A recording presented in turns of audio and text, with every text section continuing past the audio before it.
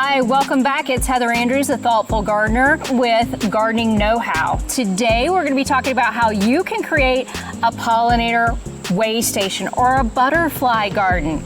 And the way you're going to do this is potentially to take out some of your lawn.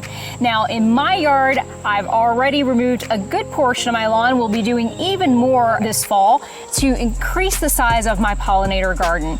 But did you know that grass is the #1 watered crop in America?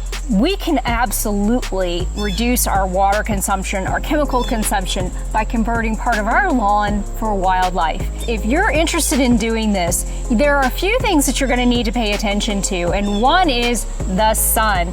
As you can see here on my left, it is very sunny, and on the right, it's shady. And so this part of the garden is going to be part shade during the day.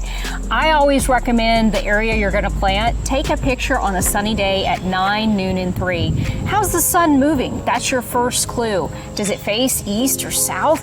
That's going to be your most likely conditions for sun. If you're going to be considering a butterfly garden, you need to select the appropriate plant for your site.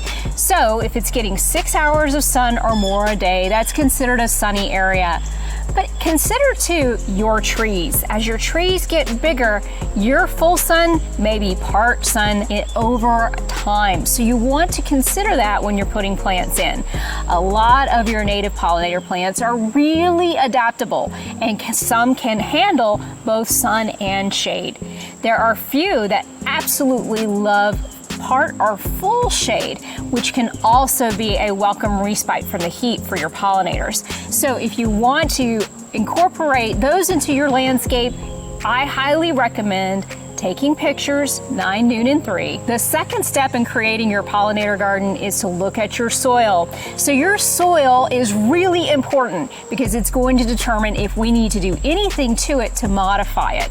The good news about native plants is they really are adapted for your soil type, but it's important to be able to give it what it would like to grow and thrive in. So the easiest way to do this is to order a soil kit from your extension service. Now, some of your local gardening centers likely have these kits, or you can contact your local master gardeners and order one for about $10. Take a scoop of soil and put it in the mail, and within a week or two, you'll have a nice report back of what type of soil you have. This is really going to ensure that you have the best success for your plants to thrive. And make sure too that it fits your lifestyle, because if it's going to require a lot of water and you don't have water in that area, you want to consider that, because certainly those first 2 years, those plants are going to need your help in getting established. And so you're going to have to be prepared to water if you don't get a lot of rain where you live.